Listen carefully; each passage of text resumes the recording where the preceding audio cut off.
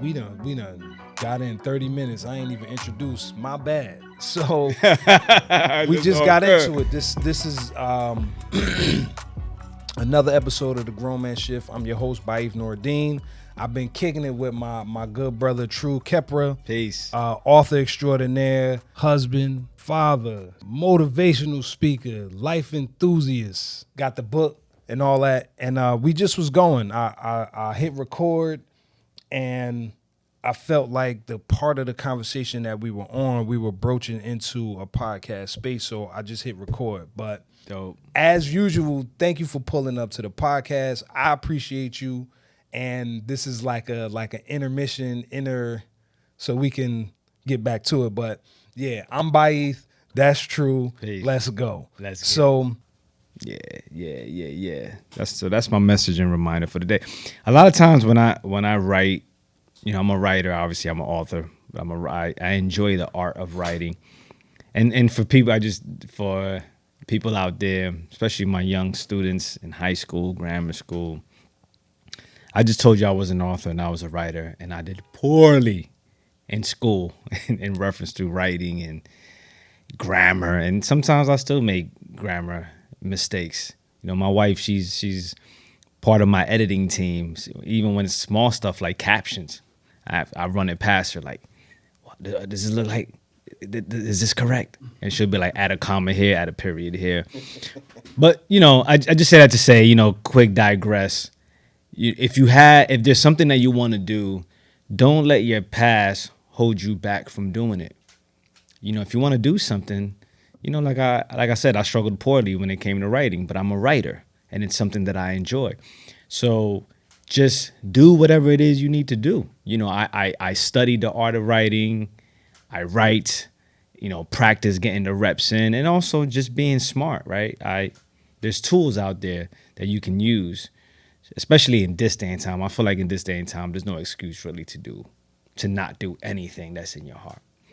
So I digress. I brought that up to say that a lot of times my messages, they come from the heart.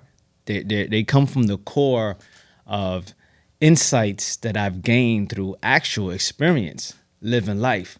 I'm not one of these people, and I take pride in this. Not one of these people that watch a few YouTube videos, read a few books, and start just regurgitating information. What I read.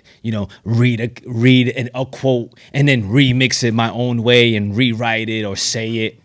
If that's what you do, that's what you do. But for me, it has to resonate with who I am, and in order for me to do anything with confidence, I have to have some type of connection to it. And so just know, whenever you're dealing with True, I'm coming from that space. And if I don't know it or I don't have any experience from it, I stay away from it. Or if I don't feel victorious in it, if I don't have some type of level of victory, I stay away from that conversation because it's not real. And that came from being in the streets. yeah. Where I'm from, you couldn't front. And so I bring that because you will get chin checked and you will get tested. So I bring that energy to what I do now. No fronting. Yeah. That's what's up. I appreciate more in my as I'm maturing into this space.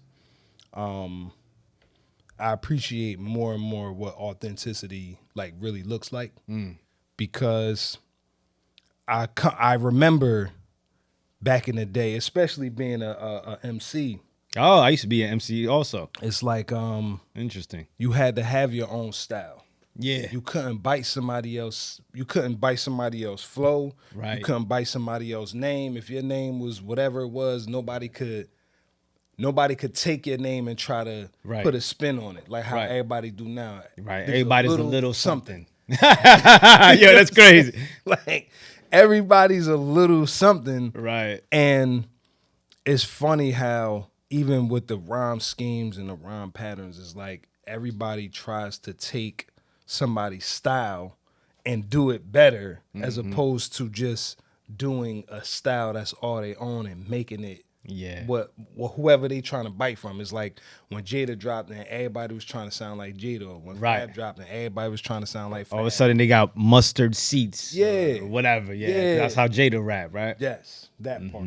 So there's a lot of authenticity I find, especially in the podcast space, because you can't really fake a conversation for a long time. Indeed. Like in passing, like you said, in passing, it could be some Yeah. surface level shit. It could be Right. But- Like you can script something, right? 100%. But you know what it is too, and please don't lose your thought to add on to that.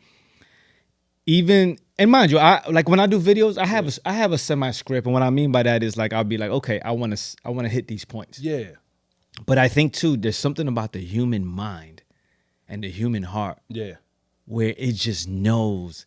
It's like intuitive. Yeah. It knows when something is genuine and something is not. 100%. So we could script this conversation right now, 100%. whatever. But somehow, when I was coming up in the nation, I learned, I guess you could say, a term or a concept called mind detect mind, right? Which means basically real recognize real. understood. Yeah. Understood. Yeah. Nah, so this real recognize real, the realness that I started recognizing in me was this space of like genuine being inquisitive, being instead of for a long time, especially coming up in the music, how impressive can I be versus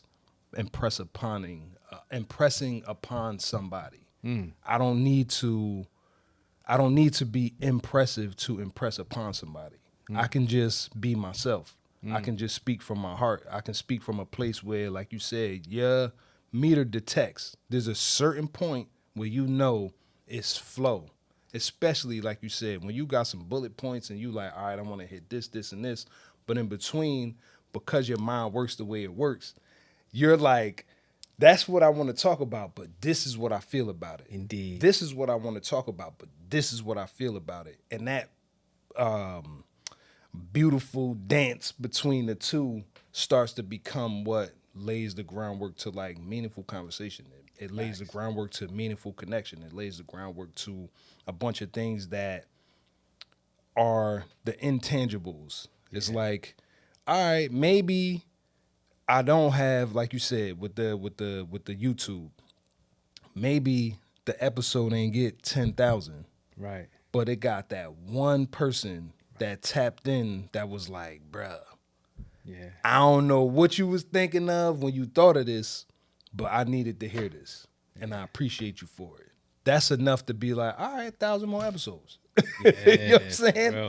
Like- and it all goes back to purpose. And Yeah. I had a great conversation with a brother I knew since high school, my man Rick Montero. Shout out Rick. Yeah. One day when I was in a negative space in life, and he told me that I was measuring success by the wrong metrics. And so I bring that up to say, like, listen, everybody has a right to have their own metrics, and however you define and want to manifest success for you, I say, just make sure you're not hurting yourself or anybody else. But you have to be clear. Yeah. And so a lot of times I have to remind myself, or even be reminded, because I'm blessed to have amazing people in my life, of what the original metrics are. Yeah. And one can alter and change the metrics if they choose. That's okay. But it's just a reminder, like, yo, is your metric still this? Because if it's still that, then bro, you're a success. Yeah. And we could dance and connect different metrics, of course. But I just feel like you have to be solid and rooted in who you are and know what the metrics are for you. 100%. I don't think I think people feel like they need permission to do that. Like people feel like they need, and I was one of them. For a long time, I found myself being in a space of a people pleaser. Yeah. Like, oh, going me too, along- bro. Oh, we could get into You that. know what I mean? Ah. Going along to get along, not because I was on some bitch ass shit. I wasn't. I was just, this is what I was taught. I was taught that when you are in a room that dimming your light for other people to shine it's the humble thing to do. It's the humble thing to do. Who are you? You know what I mean? Like, so for a long time, that space, I felt like I needed permission. Like Yeah, for somebody to yeah. be like, oh, success, I know you see success like this, but I see success for you like this, and I think this would be a good thing for you to, based on what? Right. Like based on what metric did you feel like that would work for me? Where are the cases where you applied it and it worked? Yeah. I know they say don't live life with regrets, and Yeah. I see why people say that, but I Yeah. tell you, the choices that I've made to please people Yeah. opposed to doing what's authentically in my heart are the choices that I regret, bro. Mm. The most. Yeah. I've done some, I've had some heavy transformations in my Yeah, life. yeah. It's one of the reasons why my book is called The Power of Choice. Mm-hmm. But even like the foul stuff that I did, the ignorant stuff that I did, Yeah.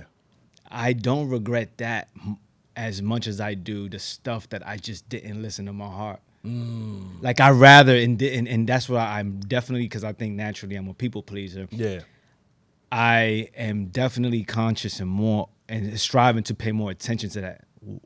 Why am I making this choice? Yeah. You know what I mean? And a lot of it, I found that it was rooted in fear. Somewhere, somehow, fear was involved. Yeah. Yeah. So that's I am a very open book. Yeah.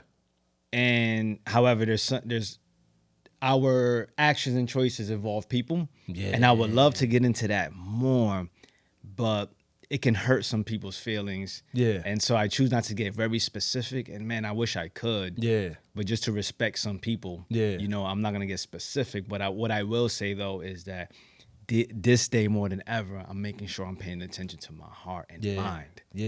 Yeah. Because I say that purposely because I feel like if you listen, you got to have the both. Yeah. Because one by itself can lead you to the wrong 100%. path, right? So that's 100%. why I always say the mind and heart. Yeah. So that's what I'm really striving to be rooted in that. I've Yeah. been on, I've been blessed to live for 4 decades, right? Yeah. Approaching 5. And so like I Congratulations. really don't want to repeat the same mistakes. 100%. You know what I mean? So Yeah, but yeah, bro, 100%. I feel you. You're not the only wrong. Excuse me, the only one. Like I feel so passionate about them. I'm saying Yeah. the only wrong. Yeah, the only one. But Yeah. yeah, and so for me, it was part of it is this the culture Yeah. that I was raised in. It's this whole like sacrifice yourself thing. Yeah. Which I think this is the grown man shift. I think a lot of men are taught that. Yeah. Now you like your role is to sacrifice yourself. Yeah. Regardless to Be a whom or martyr. what. Yeah. Yeah. Yeah. You know what I mean? And to a degree, I agree with that. 100%. 100%. You know what I mean? But I'm just realizing, bro, life is interesting. It's just no extreme is the Yeah. way. Yeah. And Facts. so yeah, it's interesting, bro. I'm still battling to this day with some choices that I made to Yeah. please others. Yeah. Because some choices are not, they're not like, hey, I wore red sneakers and I wanted blue. Like some choices are, they're It's a little bit more permanent. correct. Yeah, yeah, yeah. Correct. And so 100%. you got to deal with it now. Yeah. And so, because not dealing with it would be selfish. And I don't want to be selfish. Yeah. So and even that, right? Yeah. There's this thing where if you listen to your heart and mind, that you're being selfish. And it's again, there's this thin line between that. Yeah. You should never be selfish, but you should put yourself first. 100%. It's a 100%. thin. It's just a thin line. 100%. Yeah. Let me- And it takes time to recognize that thin line. It do.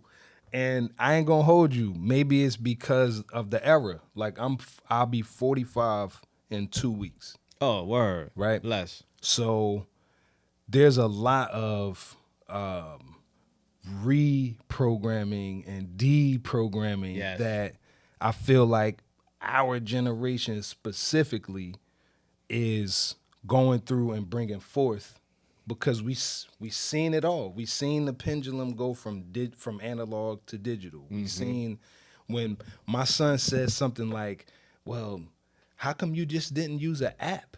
Like, do you know how young apps are? Like that are conveniently moving into our lives where it brings a certain level of convenience. And I say it that way because it was a slow trickle for technology to come into place. and it's been a slow trickle for a lot of these different tropes that we've been groomed to believe, for us to like slowly see like, oh, so we don't have to do this. Oh, all right, cool. You know what I mean? Pardon me, I'm not familiar with the word tropes. What's that? Trope is like it's like a,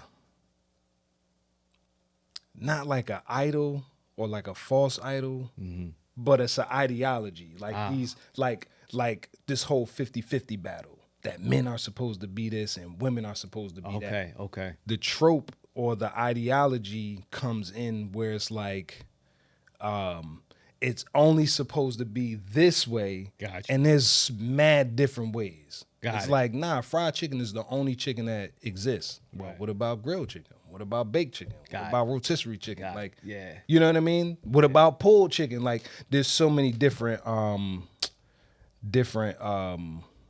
ways to look at one thing. Got you. And I feel like we've been groomed to look at things so black and white that we miss the beauty and the texture of the gray area.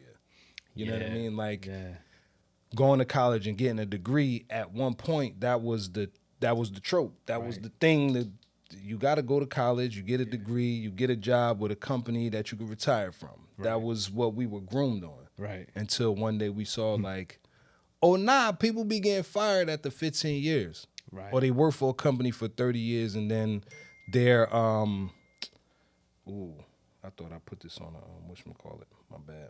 Make sure mine is on. Cause I turned it on yesterday like a genius. I lost my train of thought. We were talking about people, like the trope was that you went to college. Oh yeah. So now that we're in a space where we see that there's so much more than just a college degree. Right. So many different ways to educate yourself and so many different fields to educate yourself. It's kind of hard to believe that. It's kind of hard to like settle in a space where it's like, if I'm not a specialist, what is a degree doing?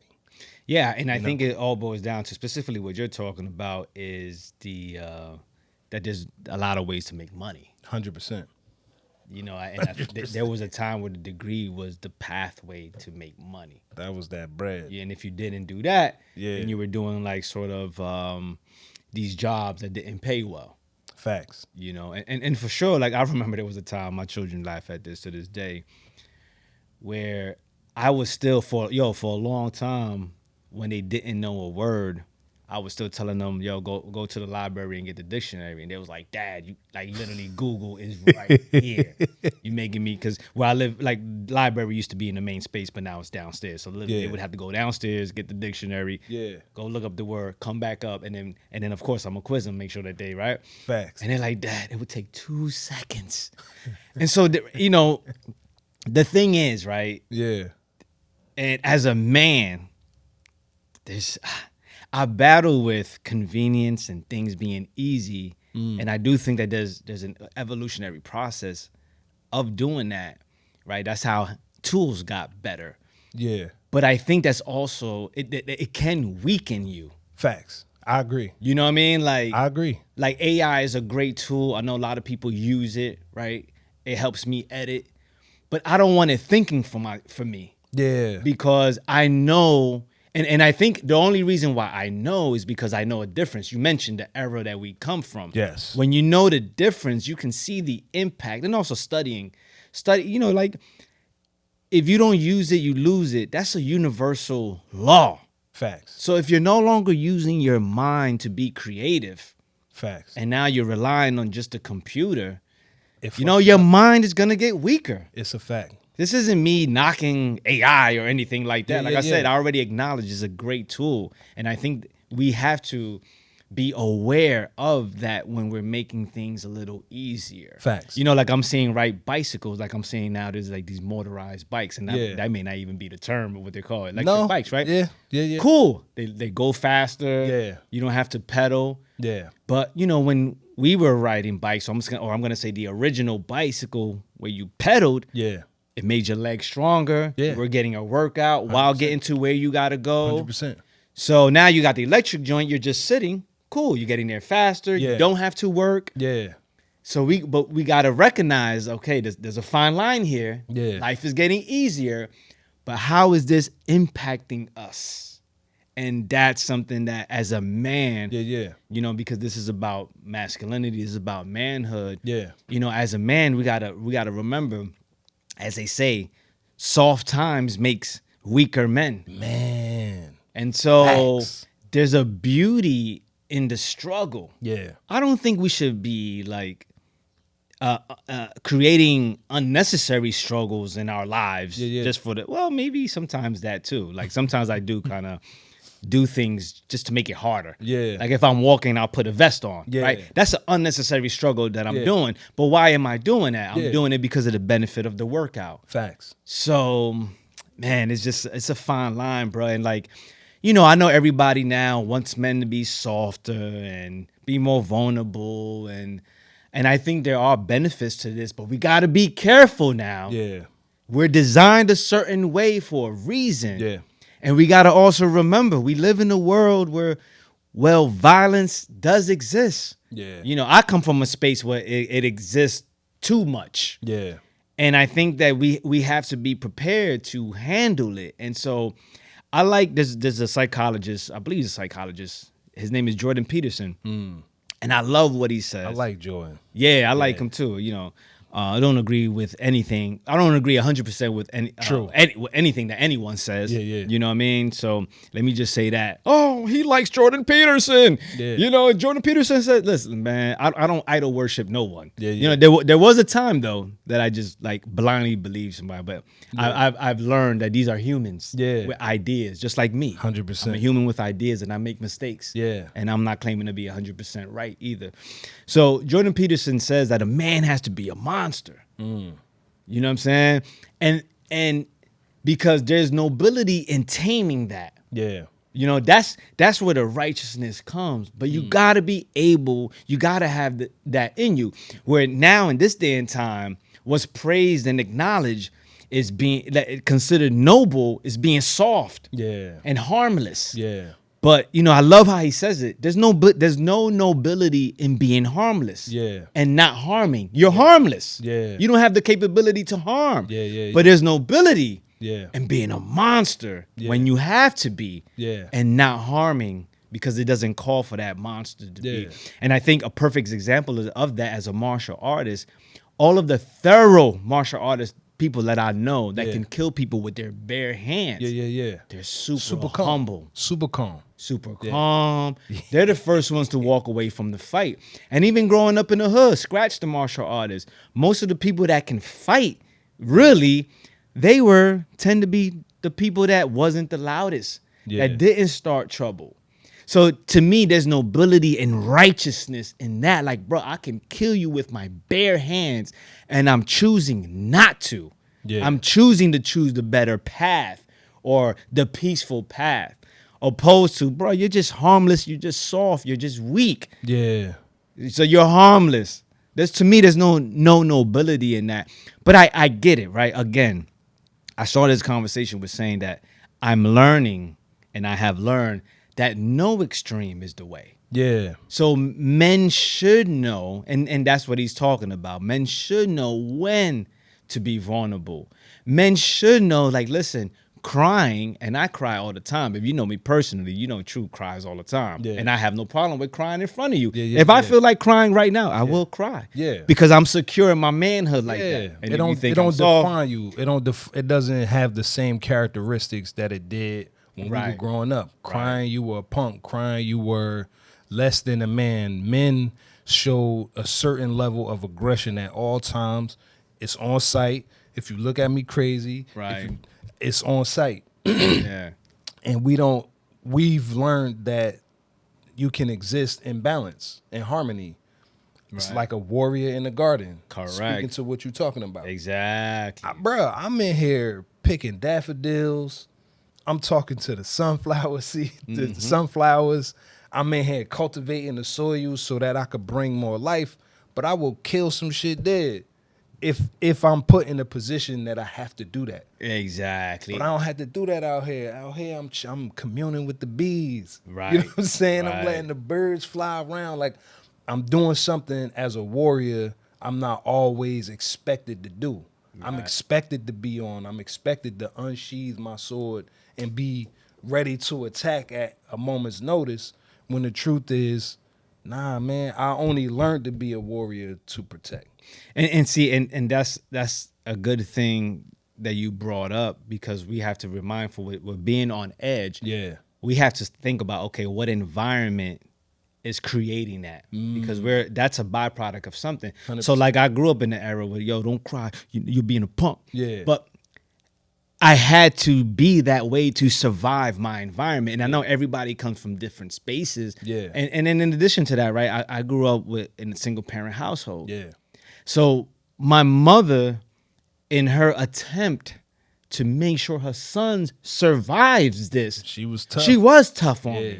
She was hard on me. Yeah. To the point, I would say, by the standards of today's society, they would say that she was abusive. Yeah, same. And maybe, she was. Yeah. Right?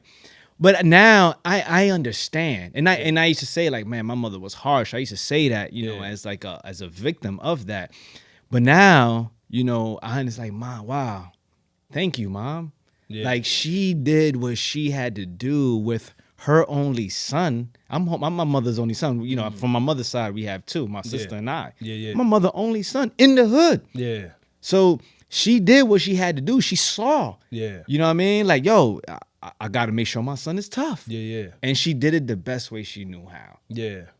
So I just think that that's also something. It's like the whole crabs in a bucket mentality, Yeah, right? yeah. Well, the crabs don't belong in a bucket anyway. That's a fact. They supposed to be in the ocean. Chilling. They don't act like that in their natural environment. True. So we have to also speak to that. Yeah. You know what I'm yeah. saying? Facts. Like, this, we gotta survive. And I mean, and the rabbit hole is deep. It's super deep. We could talk about, how the Ma'afa which is the transatlantic slave trade. Yeah. And how men had to be a certain way to survive that. Women had to be a certain way to survive that. You mentioned earlier dimming your light. Yeah. What women trained their sons to dim their light so they wouldn't be taken. Yeah. So they did look, you know what I mean? Can't be strong. That's who they going for. They going for the strong. Right. Yeah. And also focusing on just the physical aspect of being strong, right? Facts. That was like breaded in our mentality. And people say, "Oh, that was the past," and all of that. Listen, it all has biological implications. Come on, all now. of it does. And it does. like there's literally something called a post-traumatic stress disorder. Yeah. That's the past affecting the present. So what I don't. But when we talk about the past, and how it affects the present, oh, get over that. That's the past. Yeah. You know what I mean? If a person is in an abusive relationship, when they get to the other relationship, there's going to be some trauma It's a that they fact. got to work through It's a fact. It's because gonna of the spill. past. Yeah. And we're talking about 400 years of captivity, Yeah. of brainwashing, Yeah. of I mean, there's so much that we could go into when Yeah. it comes to that. But I just think that when it comes to masculinity, I don't think we should be soft. Yeah. I think men need to be strong. Yeah. Right? Biologically, physically, our presence, Yeah. mentally, Yeah. right? Yeah. We just have to learn to also accept other things. I'm not a Muslim, but I learned that there's 99 attributes of Allah, Yeah. right? Yeah. And so some of that is masculine, Yeah. right? And some of that is what people would call the more in the feminine, right? Yeah. Like compassion. Yeah. I just think that men we don't need to be anything else. Yeah. We just need to embrace the full spectrum of masculinity. I don't believe in toxic masculinity. I say that if it's toxic, it's not masculine. Not masculine. 100%. A lot of things that they define as toxic, is a man being emotional and not controlling his emotions. That's not masculine. That's actually feminine. For sure.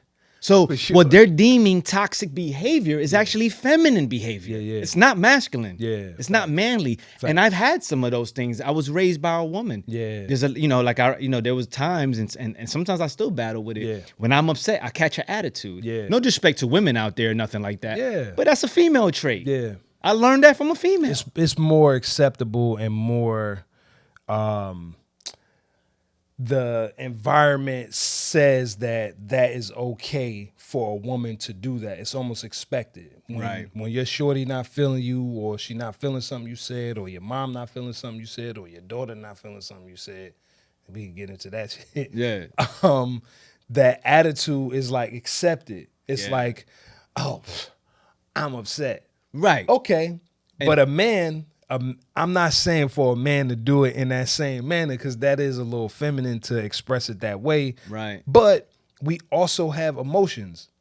I don't like what I'm feeling. Right. I am disappointed right now. I am sad right now. I am upset right now. Right. And being able to express that full range is like, nope, you a man. You can only be happy or angry. That's it. You can't be sad. You can't be melancholy. You can't be nothing else other than angry or happy. And I challenge even the happy part. Yeah. Oh. Because, you know what I'm saying? Like, I think that sometimes, like, based on relationships, what is expected of us, it's like, no, just shut up, go to work, and provide. Yeah. So I even challenge that, like the happy part. You know what I'm saying?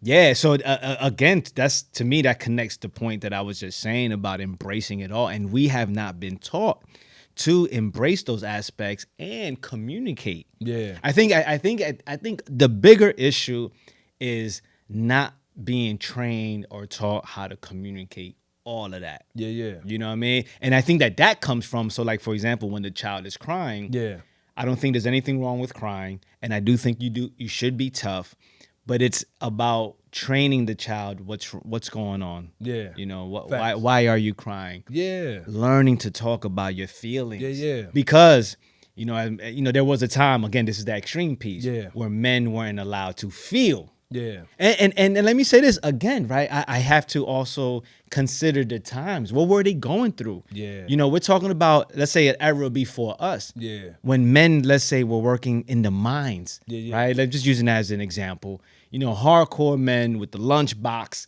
you know what I mean, smoking a cigarette in the mines. Yeah. They couldn't afford to feel. Yeah. You know, let's say like the men from the Depression. Yeah. I'm talking about financially, not like the Depression emotionally. You know, they were, that's hardship. Yeah. You know, in times of hardship, feeling will make you get ate up in the world. That's a fact. And so, man, so there's just a balance. Right now, the reason why this whole thing, men should be soft and all of that, is because we're at a times where we have the luxury to be soft if we choose to. I'm not one of those men. Yeah. Right?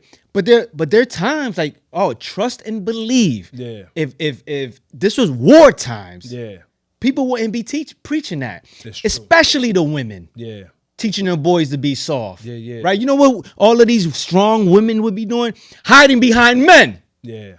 That's what they would be doing. Yeah. And obviously, listen, I'm very in tune with my culture. I know that there's female warriors like in 100%. Zinga, Santiwa, Yeah, and then yeah. Zinga. I'm not saying that there's not, Yeah. that strong women don't exist. The homies. Right. Yeah. But I'm saying right now you have the luxury to preach all of this. Men should be soft and weak and all of that. Yeah. There's nothing going on in your life. Yeah. Right?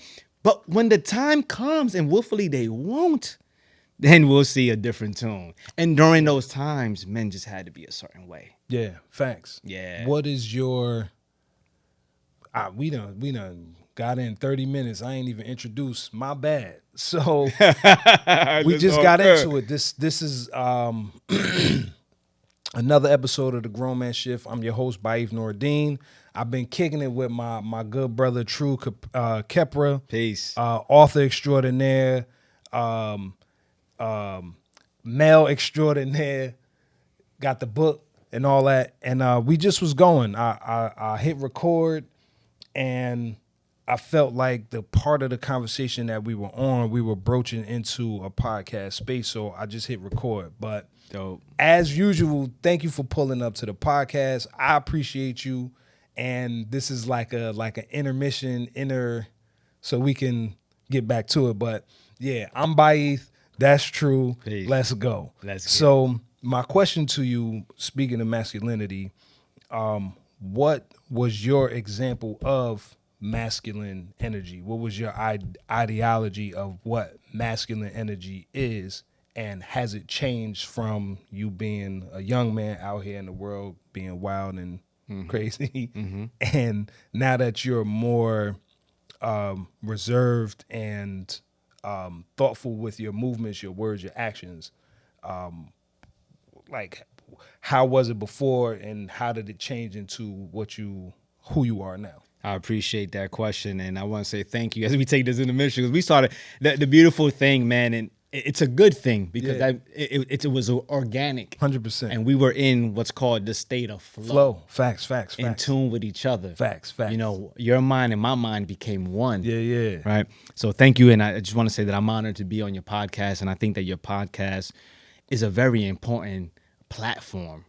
You know, as someone who works with the youth, as someone who came up in a community where we didn't have examples, which I'm going to answer your question now. Yeah. Examples of what lessons and examples of what masculinity is. You're sort of figuring it out on your own. 100%. So the examples that I had around me in terms of masculinity were gangsters.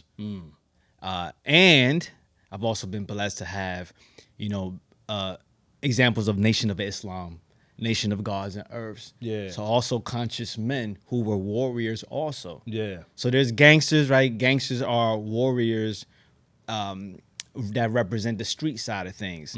And the brothers in the Nation of Gods and Earths, Nation of Islam, the Pan-African movement, those were warriors for the Black conscious movement. Yeah. And so I was blessed to have a combination of both to raise me and also teach me what masculinity was, or is, I should say. Yeah. But in addition to that, there's also my own exploration and figuring things out. Yeah. And also being misled by the messages of hip hop. Yeah.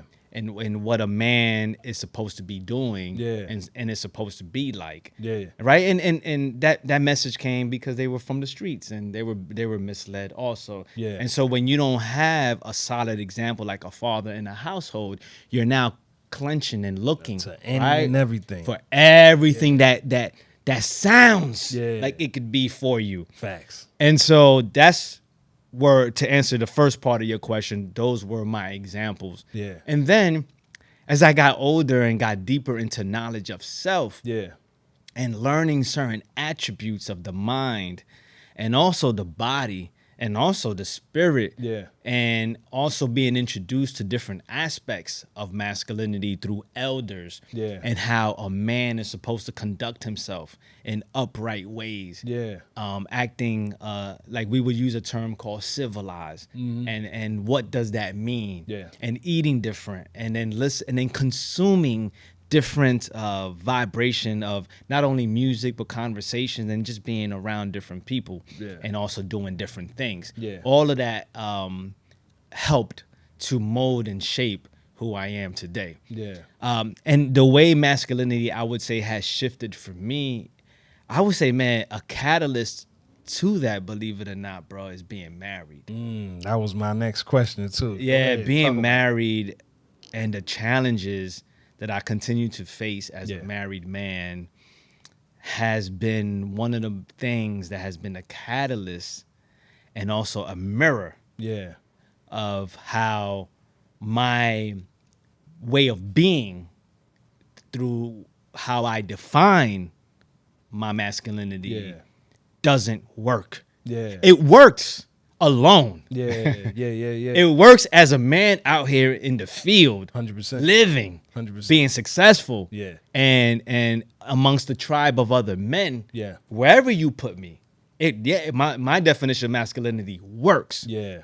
Where it has not worked so good is when I'm in a relationship of the feminine presence. Yeah. And having to shift and provide in a different way, not money. That's never been a problem. Yeah. I get money. Yeah. You know, I've struggled financially, but I Yeah. get money. Always kept a 100%. job or a hustle. Yeah. That's never been a problem. Providing and protection, that's never been a problem. Yeah.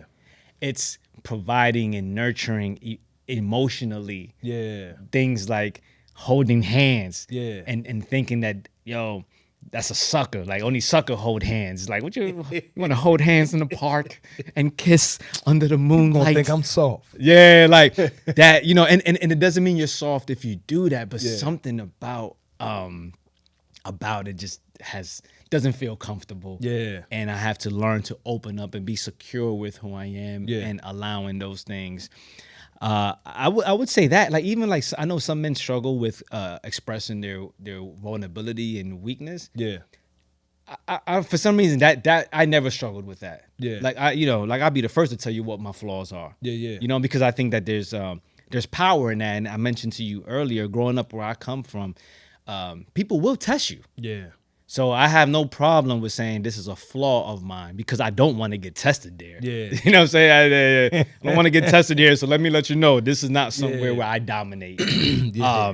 So how it has evolved, to answer the last part of your question, is just understanding that, wow, I need to develop other aspects of masculinities. Yeah.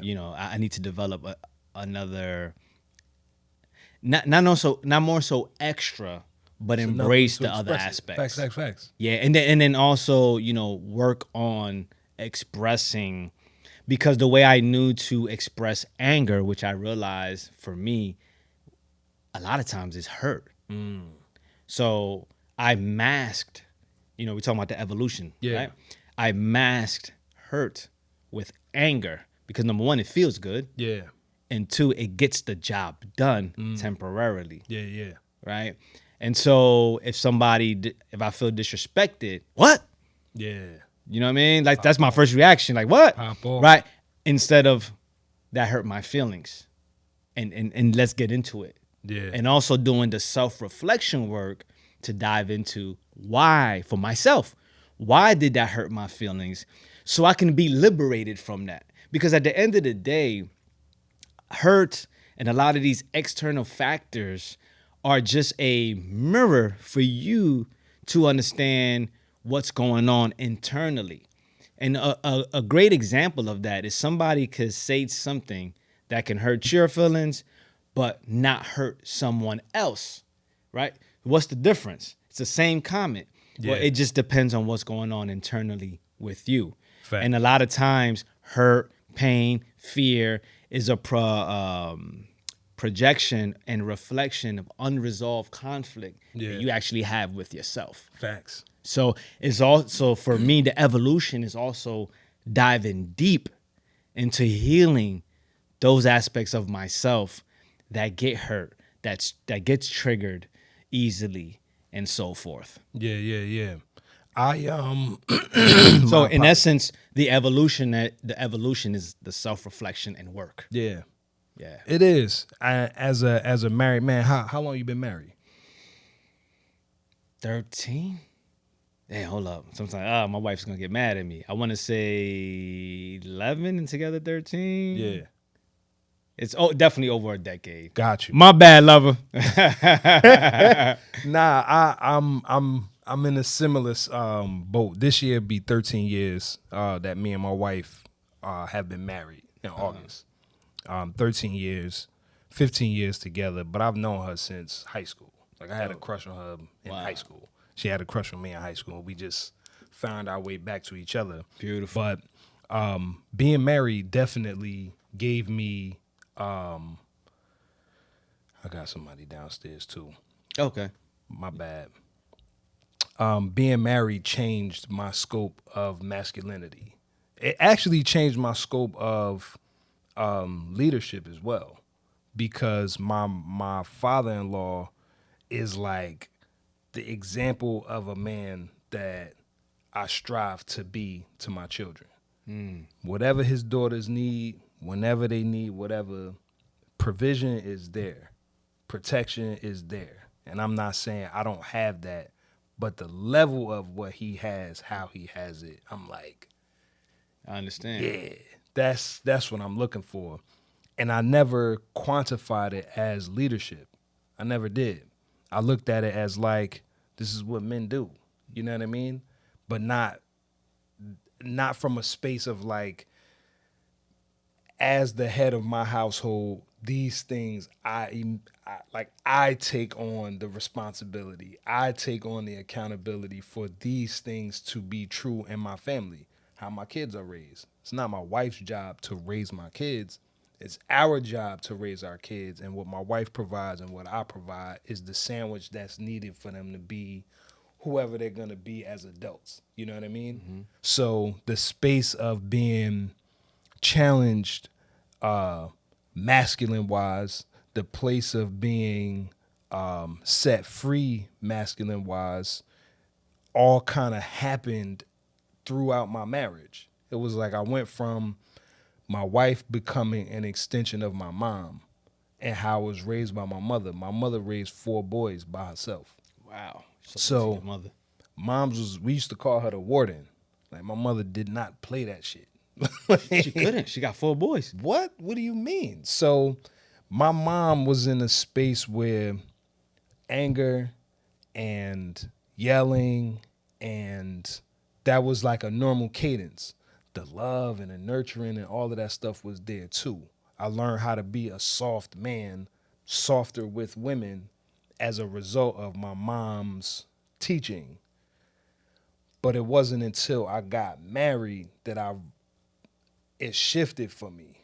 Like, yeah, I can be soft, but I also, that rage in me, that shit that I keep tucked, because I don't want it to seem like I'm just like all these other dudes that don't have emotional IQ or emotional stability within themselves and they always want to pop off.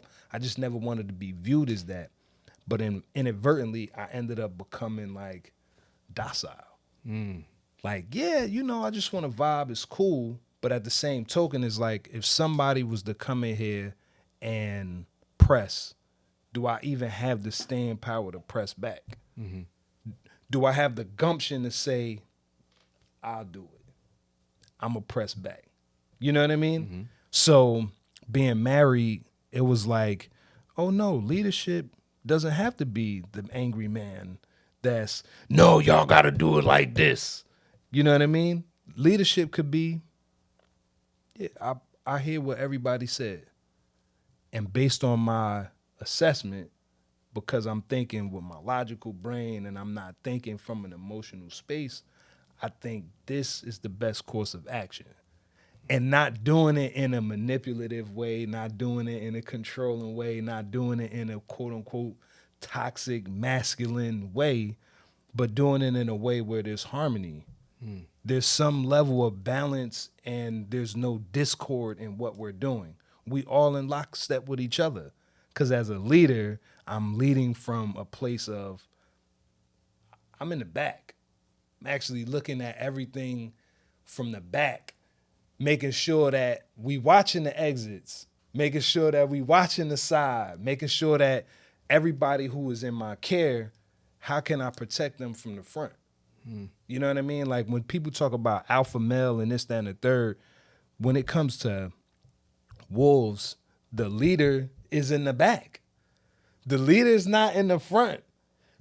Because how can I protect you if something was to attack us, I gotta see it coming.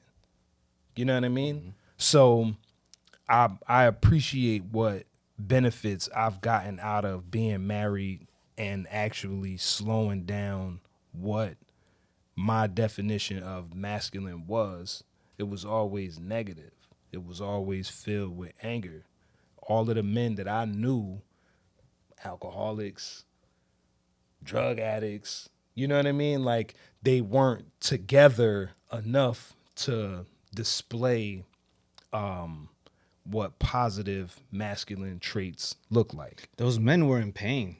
100%. It's clear. 100%. And a lot of men are suffering in silence, and that's an issue. Yeah. And again, right, that's a strength of mine where I don't know how I just knew that it's okay to express things that you're in pain about. And I'm blessed because I just have amazing people in my life that I could turn to when I'm in pain. Like a lot of men go to women for that. I have amazing men in my life that I can go to that. And I think that it's important for men to have those type of men in your life. I also think that it's important for us men. See, a lot of men have become domesticated Yeah. to the point where they become docile. I know what you mean. Yeah. I know that feeling. Yeah, yeah. You know, I wouldn't say to the extreme that happened to me, but I know that I've had to definitely act in a way where it's not comfortable. Yeah. Because of certain, like even like being in a corporate setting. Yeah. Right. I remember this quick story. Somebody was like, "Man, True, man, I love how calm and humble you are, man. When you come into the office, your presence and your energy. Yeah. How do you do that?" And I was like, "Yo, come here real quick." And I took him we have like a little small kitchen area. Yeah. And I was like, "How do I do that?" It's because I'm a monster. Yeah. And I don't want to let that out.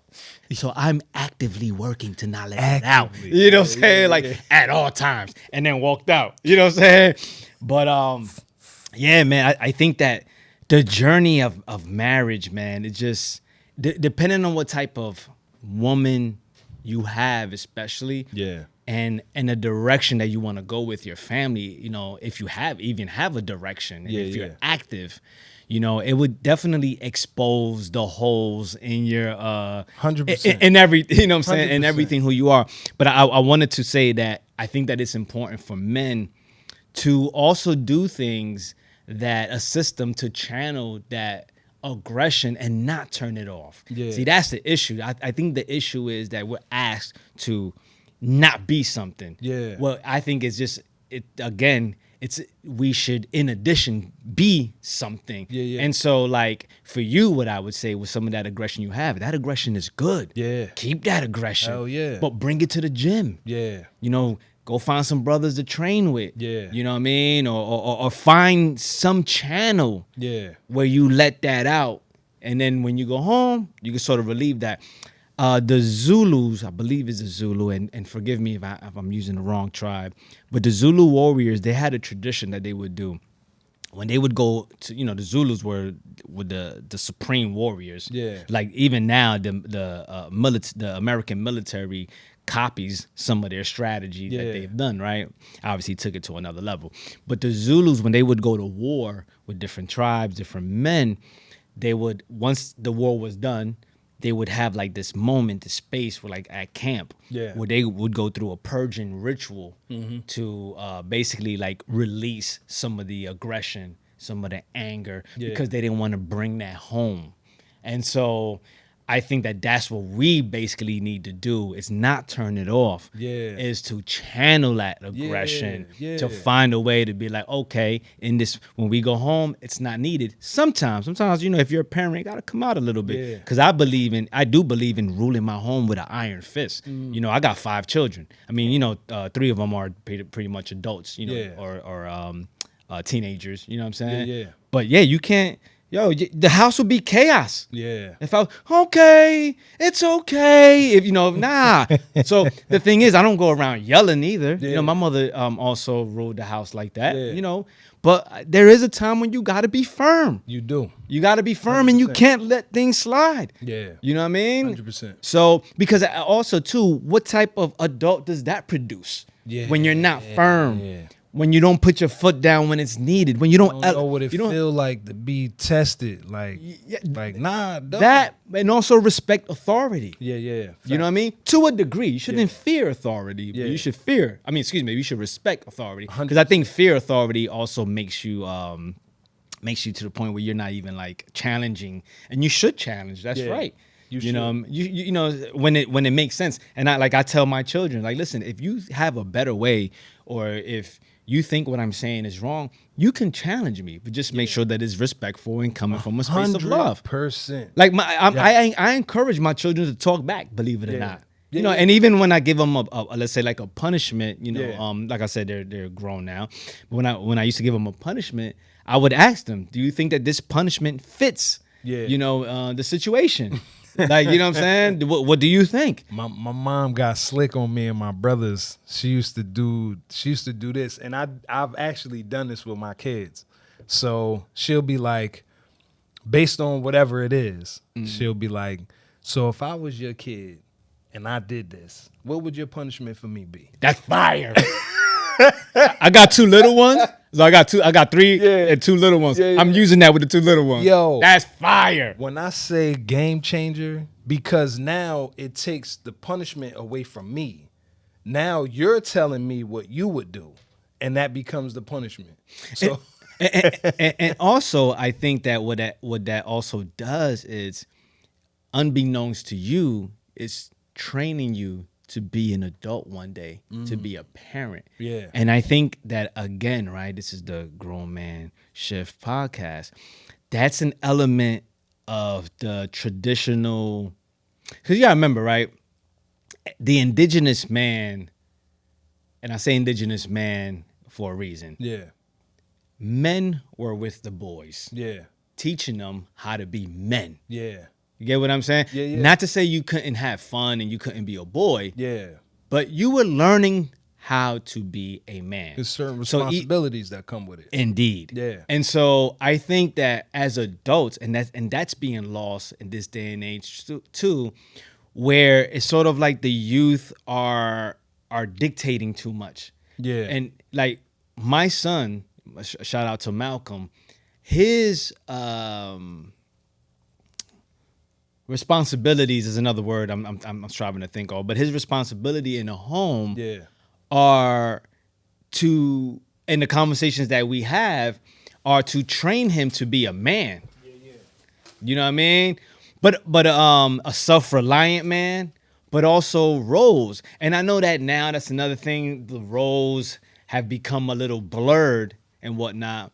But I think that roles are also important, to acknowledge those roles and be conscious of those roles.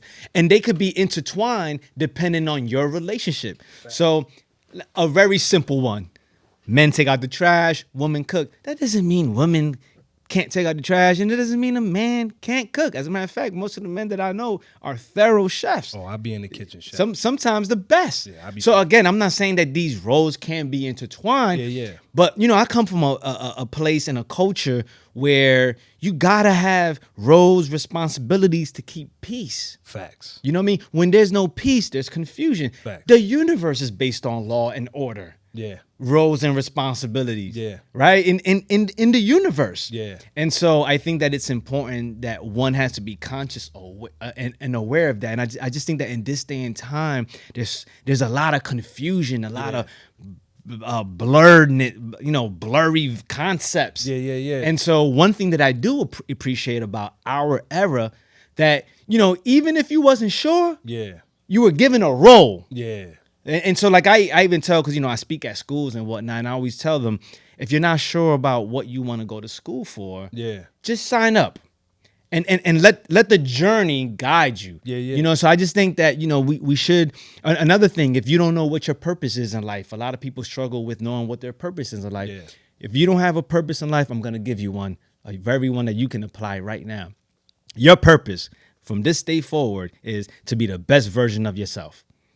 That's just your role in every moment, in every situation, and also understanding that the best is going to look different depending on your mental state, your emotional, your circumstances, your level of knowledge. But that's okay. Just do your best. That's your purpose in life, and you'll see where that takes you. But again, we need to have law and order, rules and roles. And then once you get solid, then you could shift them. Just like martial arts. I like to use working out in martial arts as a reference a lot. In martial arts, when you become a white belt, you're just learning the techniques. Yeah. And I've been blessed with instructors that they'll tell you, if you see somebody's style that you like, somebody that's built, has a similar frame, just copy them. So watch what they do. So now you have a framework, something to work with. And then what happens, right, while you have this role, responsibility, some type of law, some types of order, you're learning the techniques. Yeah. Eventually you get a certain level of mastery, you start to tweak it.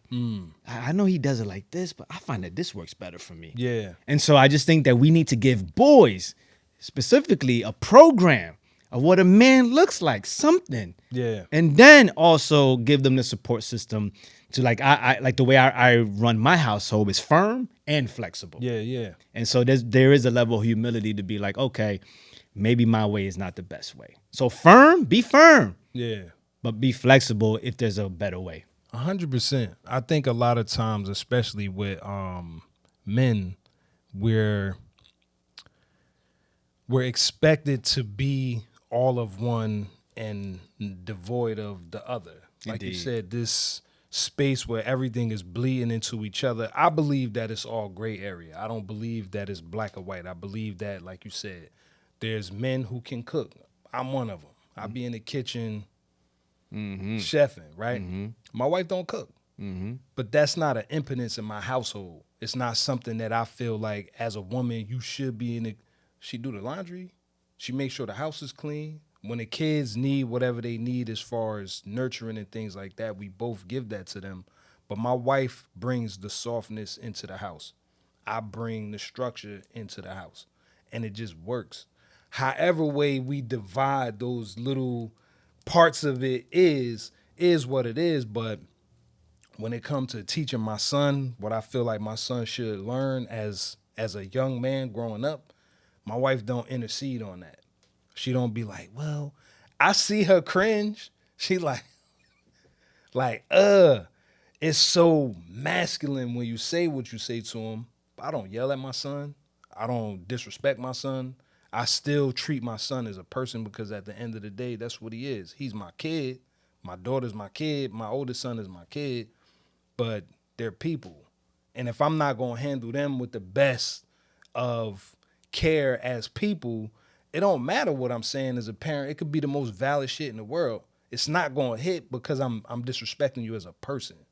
You know what I mean? So it's like I love the fact that this new era of man is looking at the whole picture and not just parts of it to, you know, release the doctrine of what it feels like to be masculine, or what it feels like to be a man, or what it feels like to get respect, or whatever it is. There's a nice balance of it all matters. Yeah, It all matters. yeah, I just think that we have to be mindful, and this is not me debating what you're saying. Nah, It's go. adding on. Yeah, yeah. I just think that we have to be mindful when looking at the whole picture that we don't lose ourselves. 100%. You get what I'm saying? It's And easy. yeah, It's easy. it's easy, you know, Yeah. and again it becomes a little blurry. Like even it's funny. I think this relates, and so I'm going to use it as an example. I work for a startup company, and whenever you work for anyone who works for a startup company, you know you're wearing many hats. Yeah, the chief everything officer. And so, but I'm realizing like I was hired for a specific thing though, Yeah. right? But I'm wearing many hats, you know, doing things that's out of quote unquote my job description. Yeah. And I found myself one day like, whoa, I'm doing so much that I'm actually not fulfilling my actual role.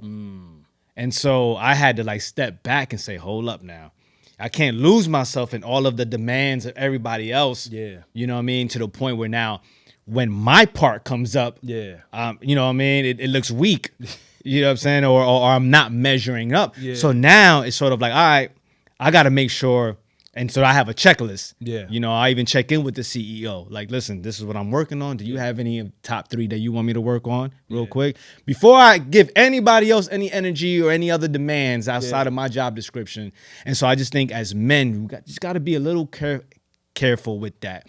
You know, definitely. And again, I agree. We should embrace the full spectrum of masculinity. Yeah. But just don't lose yourself, man. And I think that as men, it is our responsibility to teach the young men how to do that. Yeah. Because, you know, like our generation, a lot of times, we, you know, especially coming from where I come from, we were just figuring it out on our own. And when you're just figuring it out, you're going to anything that you just figure out, you're going to make a lot of mistakes 100%. on that path. And I've made some mistakes that I can't come back from. You know, I've resolved it, and have done my best to do better, given the situation. But I'm like, man, that could have been prevented. Yeah. And so I think that our role and responsibility is just to make sure that the next generation elevates.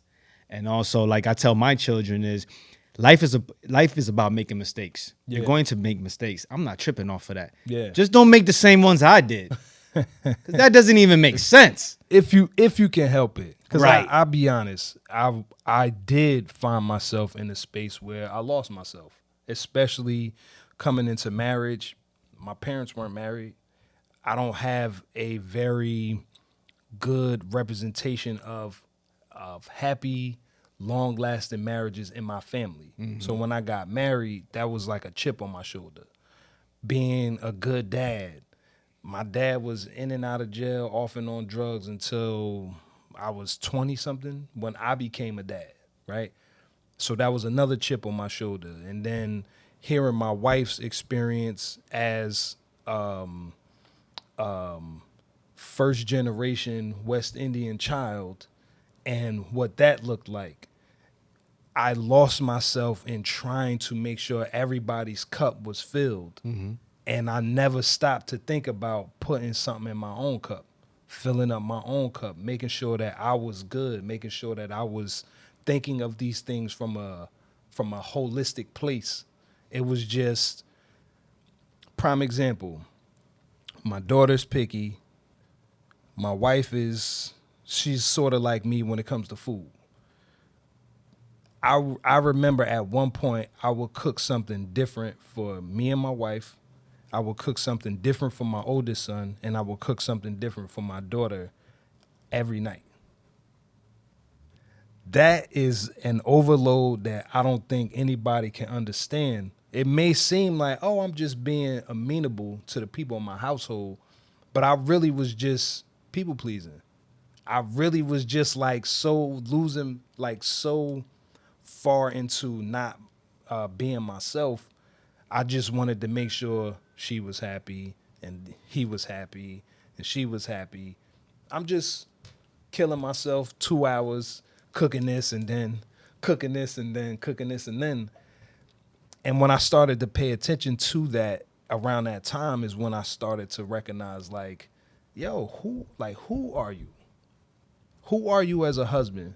And where's that definition coming from? Who are you as a father and where's that definition coming from? Who are you as a man and where's that definition coming from? And I started to redefine. This is like 30s. I'm like 32 at the time. That's early. You know what I bro. mean? You caught the lesson early. Salute to you for catching it early. And of course, at the time, I'm feeling like I'm late as shit. Like, I'm 30 years old. How do I not notice? But again, there's certain levels of relationship that we don't pay attention to. Because as men, we're taught to serve and be of service. But we're also not taught that service starts with you. Correct. It starts with self. It starts with how do you feel about you? How do you feel about the things that you are tasking yourself with? How do you feel about when you show up, wherever you show up, how you show up? You know what I mean? Like, it never was a question for me. It was just like, somebody needs something, all right, let me go take care of the need, and then I could take care of me on the back end. Somebody else needs something, let me go take care of the need, and then I'll take care of what I need to take care of for myself on the back end. Being burnt out and stressing, losing my beard with the alopecia patches. You know what I'm saying? Looking in the mirror one day, not really recognizing myself. It was like, yeah, this shit gotta change. Yeah. Because everybody around me can't be happy except for me. Yeah, well, and You know? and I dare for you to even ask your children. I mean, it might, that was a long time ago. I bet you they knew some way, somehow. So while you were attempting to maybe make everybody else happy, I can guarantee that if you have an intimate conversation, if they remember, they'll let you know, like, yeah, we knew there was something off. Yeah. Because that's something I've discovered. Also, like, you know what? I might as well serve myself because I'm not going to serve you in the best version of myself anyway. Yeah, that's a fact. You know what I mean? So I'm going to serve in a better way when I'm taking care of myself. And I'm glad that you brought that up because there's this misconception that the women are the only ones that are like sacrificing, Yeah. For the family. Yeah. And no one speaks about the father. Yeah. But what I've learned is I used to complain about that, like a victim. That's our role. Like, you have to speak up for yourself. 100%. You know what I'm saying? 100%. So if people are not recognizing what I'm doing and I'm not doing, because I think a lot of times men don't do it to be recognized. Yeah. We know Mother's Day and Father's Day is different. 100%. right? Mother's Day is like Come on the now. prom with the Yo, limo, it's flowers, it's everything. And then, Father's Day is like throw a pair of socks at you. Yo, happy Father's Day, throw it at you, right? But I just think that it's up to us to find a healthy way to also communicate. I find a lot of issues for me, just speaking from my own life, is not knowing how to communicate my feelings in a way that works, and also dealing with the hurt and fear that I'm dealing with. I think a lot of stuff is just rooted in that. Just learning. We gotta learn to communicate this stuff, man. We gotta get, in the nation, I learned that so you learn something called supreme mathematics. Mm-hmm. So the first three is knowledge, wisdom, and understanding. Mm-hmm. And we were taught that wisdom is the bridge between knowing and understanding. And wisdom is a form of communication that reflects the knowledge. Yeah. Knowledge of who you are, knowledge of what you're going through, knowledge of, it is the way you express it. So we have to become better at that so that we can build a bridge for our people to know and understand what we're experiencing in real time. Yeah. This is life, man. And so that's something that we have to get better at, articulating our thoughts and our feelings, as well as our desires. Yeah. A lot of men are also dissatisfied. Let's be real. A lot of men are dissatisfied, for example, sexually. Yeah. Right? Because they don't know how to express it in a way that works. Yeah. In their relationship. That's why I say, like, bro, my biggest challenge to masculinity, it's not me as a man living life. Yeah. You know what I mean? Like, in the hierarchy of things, when it comes to men, Yeah. I am very successful. Yeah. You know what I'm saying? Top of the food chain. Yeah. In this relationship space, because I didn't tell you, like, my marriage, I have children from another woman. So we're a blended family. Got you. It is my relationship with women that really expose the holes in my masculinity. Yeah. Well, like I said, Hoes and hoes. Yeah, exactly. Yeah. Both. Being a man is easy when you single. Yeah. And when I talk to single men, especially young ones, talk Yeah. about it having issues, I'm like, man, yo, get out my face, right? Yeah. I've definitely learned to be more compassionate. Understand. Oh, I'm sorry you're going through that. But in my mind, I'm like, man, you don't get out of my face. You know how Yeah. easy you got it? Yeah. Yeah. You're in your 20s. Yeah. You have no children. Yeah. You're in The the world is your oyster, young bruh, man. in the prime of everything, King. Facts. What are you complaining about? Yeah. You know what I mean? But I get it. Yeah. To that person, it's an issue. Yeah. Until they get past that stage, and then you realize, oh, that mountain wasn't as bad. Yeah. As this mountain that I'm now climbing. Did it change? Did your view on that change when you got married? Did it present itself as a blended family, or did you get like little inklings of that space along the way before you like was able to articulate it?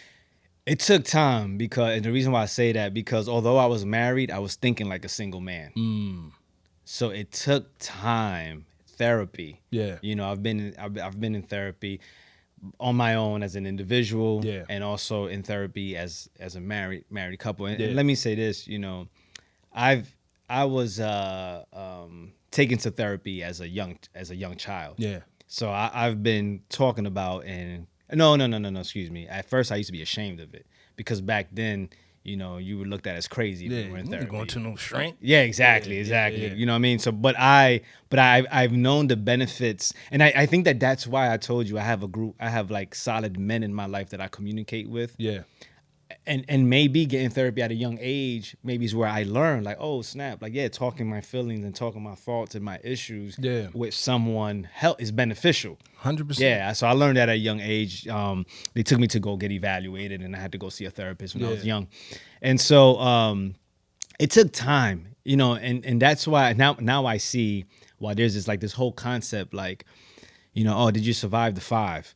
You know what I mean? Because I realized it doesn't and the thing is too, right? You have to be the type of person where your antenna's up. Yeah. Your antenna is up for extracting the lessons in life. Like, bro, I can sit at the park and watch a squirrel, and I'll get a lesson about life 100%. because my antennas is up always. 100%. So first of all, if you want to be a man that wants to grow, then you'll see lessons for, or should I say, opportunities for growth everywhere. Yeah. And so my marriage just presents a lot for me. Yeah. And so, but it took time because we had to go through things. You know, and you got to live life a little bit. Challenges have to happen. Yeah. You know what I mean? And then we had our own children, right? Because we're a blended family. So then we had children together. And now there's like different aspects. And we're Yeah. getting a little older and things like that. So it took time for those things to be exposed. And I'm going to tell you, bro, this may sound negative, but I didn't know it was this hard. Yeah. And maybe it was a blessing that I wasn't aware how tough it is. Yeah. Because I probably wouldn't have did it. Because again, life was, I ain't gonna say life was perfect, but life was easy for me as a single man. Yeah. Living life. Yeah. You know, driving the car I wanted, making the money that I wanted. Yeah. You know what I'm saying? Just doing my thing, working out twice a day.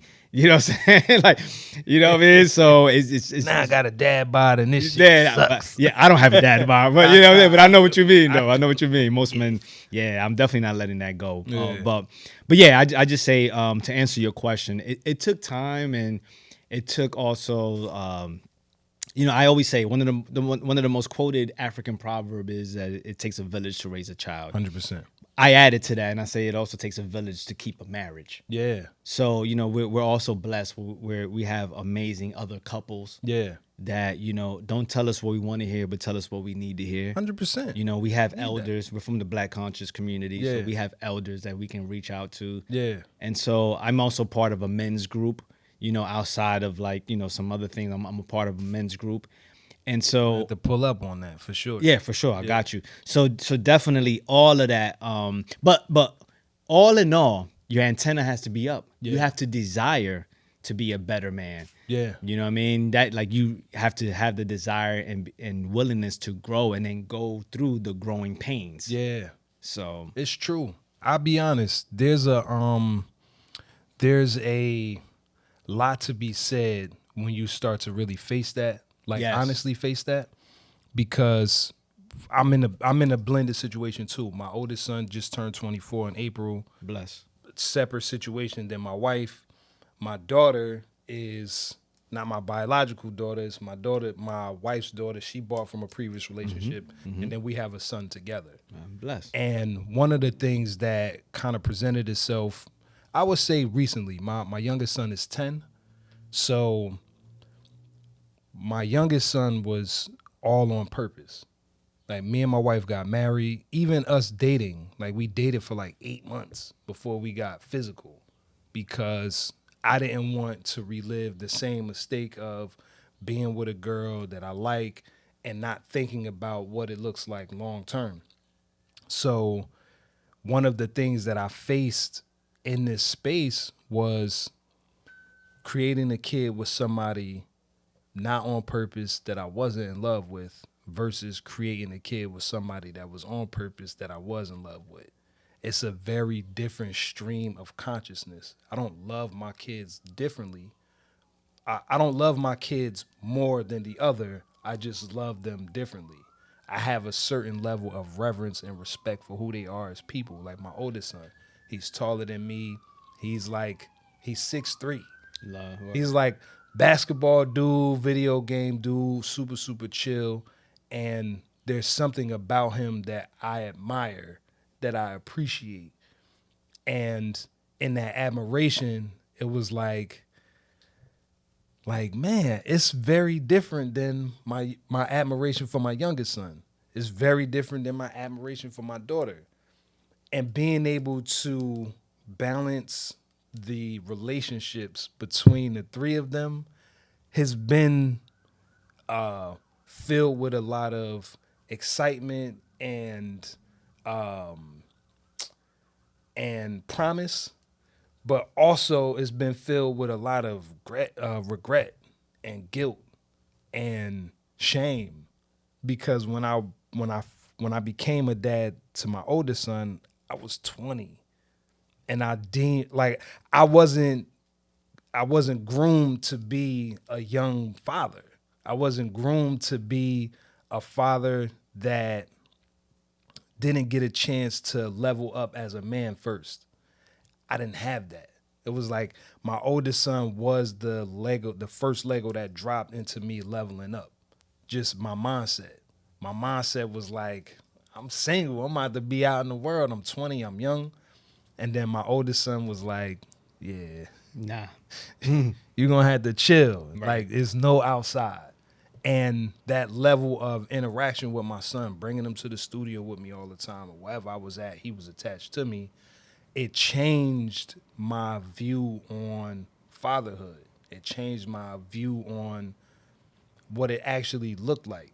Because again, my example was my dad. My dad was in and out of jail, off and on drugs. When I would see my pops, it would be almost like I would avoid him because he'd be in Orange on Main Street in front of the McDonald's selling incense and oils, but he doing a nod. But that's my dad, and I'm with my homies. You know what I'm saying? So it's like there's a certain level of like excavating that experience, looking at it from a strictly observational point of view with no emotional nothing to it, and at least transmuting it enough to me as a parent being able to be present and accounted for and not hold how they got here, not hold how they got here against them, but embracing the fact that I have them all the same. Like I kid with my wife, with my daughter, I refer to her dad as my baby father. My wife think it's hilarious, but to me, it's the only space that I can own it. It's like, no, she's not my biological kid, but I've been around since she was 2, and she started calling me dad on her own. Because her dad wasn't around, maybe the first couple times me and my wife linked, she had called me dad, and that shit made me so uncomfortable because I felt like I was taking somebody else's like title. Like, no, you have a dad. Don't call me your dad. This now is like that's my kid. I don't refer to her as my step kid. No. I don't, you know what I mean? So I know I'm kind of bouncing around, but my point is, and I'll land the plane with this, there's so much exposure to beyond myself that I've been able to embody by just paying attention to my role in around my family, who I'm being when I'm around them. Am I being a good friend to my wife more than being a good husband? Am I being a listening ear to my kids more than being a good father?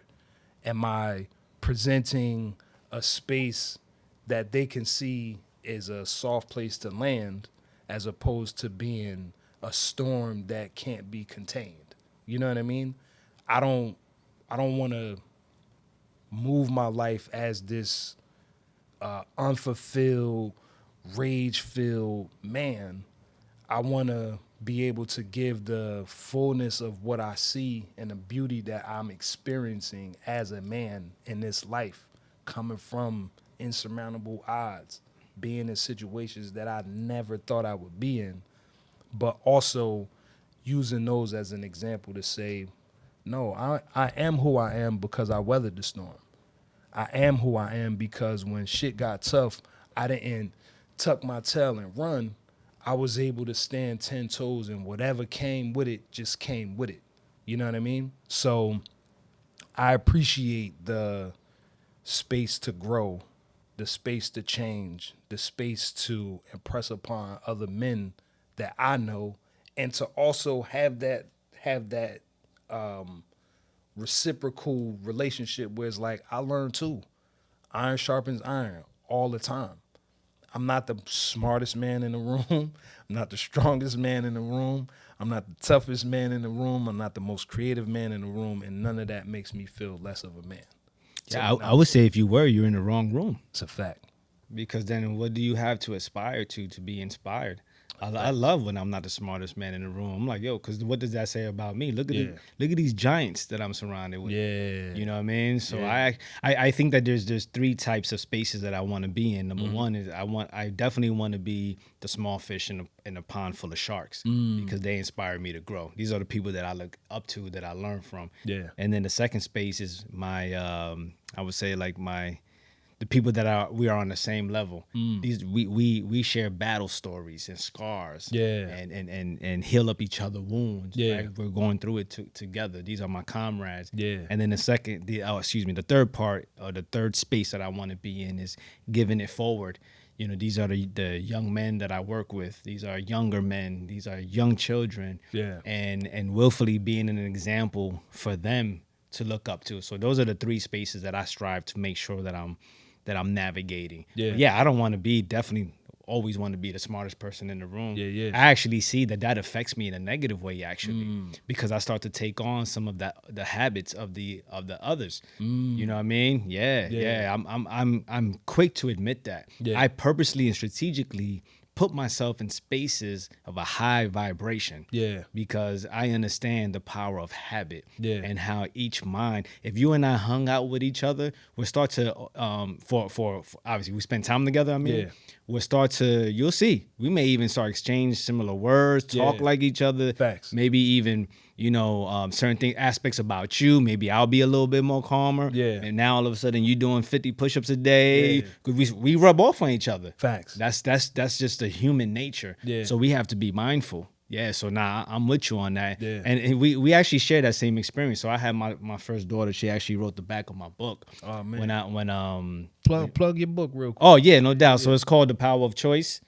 You could reach out to me on True Speaks Power. There you go, The Power of Choice. So if you look at the name, right? It says Lanasia. That's my oldest daughter. I had her when I was 19. She wrote the back of the book. And so you can contact me at True Speaks Power. That's TRUE Speaks Power. And willfully, I brought some power to this conversation. You can also find it on Amazon, The Power of Choice, True Khepra, TRUE KHEPRA. If you have any questions about how to spell my name. But the science says that as we grow and evolve, because our antennas are up, as I was saying, I had Lanasia when I was 19. Shout out to Lanasia. When I had her, I was selling crack, like selling drugs. She'd be watching Dora the Explorer, and I'll be bagging Blue's up. Clues, yeah, Blue. I was about to say Blue's Clues. It's funny you said that, bro. And I'd be bagging up. Yeah. In the same room. Yeah. Obviously, right? She's 26, so I could say that. Yeah. So, as I grew as a person, I also become a better human. Yeah. And the benefit of me becoming a better human is I become a better friend, a better son, a better husband, a better father. At least I would like to think so. That there's some growth, right? I believe, and I would like your take on this. So I think each community is different. Each people is different depending on where you're from. But I think that as what I tell young men is, I had my first one when I was 19. Yeah. And so I suggest that we follow someone whose name is Dr. Frances Cress Welsing, who wrote the ISIS papers. And she taught that men should be 40 and women should be 35 before starting a family. It makes sense though. Yeah, see, it's funny. It makes sense. And the reason why some people think that that's too old or whatever, and then some people's view is like, nah, start your family early so you could get serious early, get all of that, you know what I mean? But for me, I think in our community specifically, because of some of the stuff that we've been through, I just think that we should wait before having children, even before, I'm not saying getting in serious relationship, but before like truly getting in a serious relationship, because I feel like as men, we should focus on purpose, success. Yeah. And that takes time. It takes time discovering what that is, but it also takes time in developing that. True. Some people are blessed. They know from the rip who they want to be, what they want to do, and they get on it. Yeah. But I think the average person, it takes time, experimenting, certain careers. I love what you said in your experience, and how you was like, yo, I'm 40, I got to do something about this, right? Yeah. Because that's, to me, that's inspiration, that you can shift. Yeah. You don't have to be stuck. Yeah. You know what I mean? So I just think that I think there's a benefit in waiting, and I didn't wait. Yeah. So and maybe I'm projecting because my experience was, filled with a lot of pain and mistakes. Yeah. And maybe your experience won't be like that. But what's your take? Do you think a man should wait before starting a family, or do you think they should start young? That's sort of like the argument. So I'm going to say, based on my own personal experience, my youngest son, he was born when I was 34. I feel like being a parent in your 30s, when you have a clearer view of yourself, when you can handle yourself a certain kind of way, like you don't break the promises to yourself, the things you set out to do, you actually do, you have a plan, you execute, so forth and so on. I feel like when you're in that space where you have a high reverence for yourself, it gives you the lane to be able to hold space for a kid. I don't think being a kid and figuring out life and going through maturity and the woes of maturity and so forth and so on while you're raising a kid is beneficial. It works. It worked for me. It helped me become a lot more grounded, especially in a lot of the situations that I've been in. Being, like I said, being in the music industry and being in the fashion industry, so forth and so on. There's a lot of people who reach these pinnacles of career. It's like they seem like they're mature, but there's certain things that they didn't develop along the way to get to this successful place. So that's why you have a lot of people that are wealthy but unhappy, wealthy but unfulfilled, wealthy but sad as shit, wealthy but feel like nothing's going right for them. I feel like there's a certain level of handling yourself that just makes you better. Like you said, it makes you better as a businessman. It makes you better as a father. It makes you better as a husband. It makes you better as a friend, as a son, as an uncle. Like it just makes you it makes you better because of the foundation is already set. You're not using these situations as a litmus test to who you are. You're not using these situations or these relationships to define who you are. You are already defined, and who you are, you show up with that. It's like almost like the experimenting aspect is, I don't want to say done, right? But Yeah.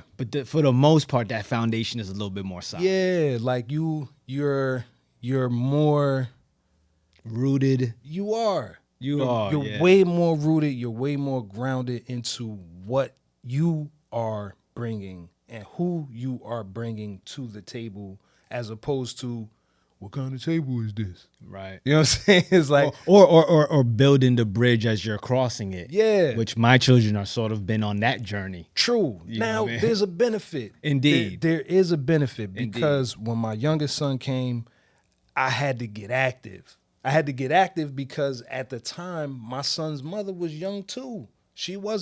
Neither one of us was thinking about being parents. So there's a lot of that showed itself in the beginning stages of being parents, especially being young parents. I was 20, she was 19. Come on. You know what I mean? So it was like, and she was away at college. She went away to college and then hit me like, I missed my period. And I'm like, well, what you want to do? She's like, I don't know what I want to do, but I think I'm gonna keep it. And I didn't even have a chance to even think about masculinity. I didn't have a chance to think about what type of man I wanted to be. I didn't have a chance to think about none of those things before I got thrusted into this space of being responsible for another life. Yeah. It was like, fuck, all right, well, I guess, yeah, I can't hang out with y'all because I got my son. I can't come to the studio without my son. All right, well, y'all can't smoke if my son with me. Like, it was like my son created the safe space, the anchor for me to kind of like move and test and feel things out. But fast forward to me becoming a dad to my youngest son. Oh, we good. I know where the ball coming. I done seen him play mad times. I'm in the gym. Like, in the the not the literal gym, but like the figurative gym of my Life. life. You Life know is what I gym. mean? Is a Like gym.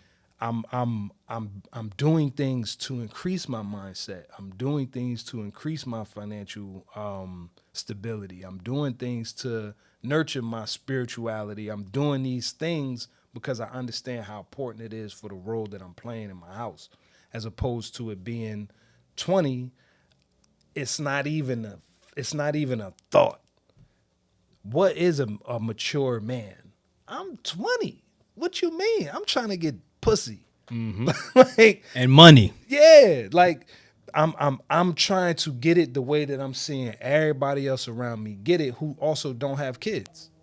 You know what I'm saying? So it's like the blind leading the blind almost to a certain degree, because none of my homies was like thinking 10 years from now and 20. They wasn't thinking that. They was thinking, where's the party, where's the hoes, and where's the bread?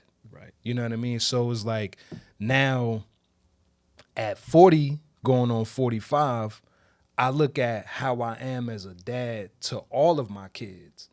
My oldest son just turned 24. My daughter just turned 20. My youngest is 10. So even how I show up to each relationship is different. I'm the same dad, but my daughter needs something different, and I have to access something in me that opens up the space for that. My oldest son, he needs something different. He's a young man figuring out how to incorporate being a man in his everyday life. I have to show up different. I have to be able to tap into that relationship, tap into me, and give him what I feel like is something that is beneficial. Same with my youngest son. My youngest son, he needs something totally different than my older two, because they're adults. They're looking at life from a, I need to get money, I'm trying to get a car, I'm trying to move out. Like, that's where they at. And helping them through that is, it takes a different energy. It takes a different space. My youngest son, he just want to be creative, and he pull up to the studio, Dad, you podcasting today? Like, he's different. So the energy that I give him is like what I what I didn't know I could give my oldest son, what I learned to give my daughter. Now I'm actively giving it to my youngest son, Yeah. because I don't have to wait. I don't have to wait to refine myself as a man. I don't have to wait to refine myself financially. I don't have to wait to refine myself in multiple areas. I'm aware of who I am. The work was done. You know what I mean? My goal now is fulfillment. How can I be a fulfilled man, so much so that when the people around me, they see me, they like, yeah, this, it's not just happiness and it's not just joy. It's fulfillment. Everything I do, I'm happy with it. Everything I say, I'm saying it because it's coming from a good place. It's not coming from some bullshit that I'm trying to get some shit out of somebody. It's not that. It's coming from a genuine space of like, you want something, I want something. We could do something together that we both can win from. I'm not interested in what can you do for me and I don't provide value for you. So that comes out in my parenting. My kids can't give me shit in terms of like the monetary things that life provides. But what they do give me is fulfillment. What they do give me is a safe place to land as I'm in the world. Like I said earlier, the warrior in the garden. I'm out here doing shit on a daily basis, making this deal, making that deal, interacting with these people, doing this, doing that. When I come home, I'm not trying to give them that. I'm trying to give them the some difference of what all of that equals. It equals one day you not gonna ever have to worry about what I'm worrying about. One day you never gonna have to set foot in the places that I had to set foot in. Like, it's just never gonna happen. So I believe becoming a parent older, when you have your shit together for yourself, it just makes it better. Cause now you're not ruining your kid by spilling some unchecked emotional shit, or you ruining your kid by some unchecked mental thing, or you not ruining your kid because you just don't have the finances to do, and now because you don't have the finances to do it, takes you away more times than your home. I think all of those things matter. Yeah. Like they just matter. Indeed. You know Yeah. what I mean? Yeah. And I agree with you, right? So like I say that, but I also have to admit about my story is, my daughter again, Lanasia, who I had at 19, she was a major part of the reason why I left the streets. Yeah. I don't know, right? And that time is done, but I had no real desire to leave the streets. I'm making money. I'm the man on my block. Yeah. But it was my love for her and not wanting to be like my dad that was the spark. Yeah. So it's like this weird dance. So conceptually, I say that. Yeah. But then in reality, I also have to admit that having my daughter saved my life. Yeah. It wasn't an overnight process. I didn't officially leave the streets alone until in 2006. It's like she was born the next day. Right. Packed Oh, I'm it up. done. Hey, Right. anybody want my bricks? I'm good. Right. You know what I mean? Nah, it took some time, took some Yeah. like figuring things out, Yeah. but it took an exit plan because one thing about me is I strive to be a strategist. Yeah. Whether it was a positive or a negative life, I'm always a strategist. Yeah. I'm always thinking what's the best way to do this. Yeah. And it just wouldn't have been smart. And then if you're in the streets, you can't just leave like that. Nah. You have to put certain things in place. Yeah. But yeah, man, I think this is an important conversation that and I hope that it brings awareness to as men we're not complicated, but it brings awareness to the complexities of maybe some of the stuff that we may experience as men and have to deal with, and a lot of us are being silent about and suffering in silence. And what I do want to say, for men is like you don't have to suffer in silence. Like if you don't have anybody in your crew that you can build with, I'm blessed to have people in my crew. I can call people right now, if I'm crying and breaking down, which happens, and I can call a few people and they'll be there for me. I'm blessed in that way. I'm sorry if you don't have that outlet or that resource. I would say just find an outlet. There's clubs, there's organizations, there's therapy, right? That's the one right away. Hey, listen, I know you don't know me, but you can reach out to me. Hit me up, Truth Speaks Power, and we could build. And at the very least, right, I think as men, I don't think it's always best to try to fix a man or try to give even advice. Yeah. I think what is most important is to be a space for Hold that listening. space. Hold that space. Yeah. And even that is mad. Like as a man, right? You're on the front line. Yeah. You know what I mean? You're holding that space. Yeah. You know what I mean? Like I definitely understand the concept of the wolf leading from the back, making sure. But if somebody breaks through that door, my brother, my masculinity teaches me. Yeah. You know what I mean? Especially if there's women and children. Yeah. You know what I mean? I'm going in the front. I'm gonna hold that space, and Back. hopefully they get an escape route and do whatever they. And I'm not the toughest. I'm not any of that. I hope that's not what people are trying. I hope that's not what's being. What it seems like I'm presenting that. No, it's just that I just believe. Again, it goes back to the roles and responsibilities. Yeah. I'm gonna say I was blessed with the passing on of understanding that is my role. Yeah. Doesn't mean my wife can't fight. It doesn't mean my wife can't help. But if there's a threat at the door, I am the one to stand up, not her. Yeah. You know what I'm saying? What's that noise? Right. And and I come from the era where a man sits a certain way. If you're at a restaurant, you don't sit with your back against the door. The woman has the luxury to do that. Yeah. But not me. Nah. You know what I mean? I need to see. And even when we position our bedroom a certain way, I sleep closest to the door. Same. Door open, somebody rush in, I'm first. Yeah. Not her. She's not. I'm putting her in a possible harm's way. Yeah. And some people may think that that's being paranoid. And listen, you can think that if you want. Yeah. My thing is that I never want to be like, oh, I should have. When I just knew better. Yeah. And when you know better, you do better. It's funny, when me and my wife first started living together, she had a thing that she needed to sleep closer to the door. She felt comfortable sleeping closer to the door. And I had to respectfully change it. Just as no, because if somebody come in here, are you protecting me or am I protecting you? And she no, I don't think anybody gonna come in here. I don't know. I just feel safer. I'm like, you don't feel safer with a barrier between you and the door?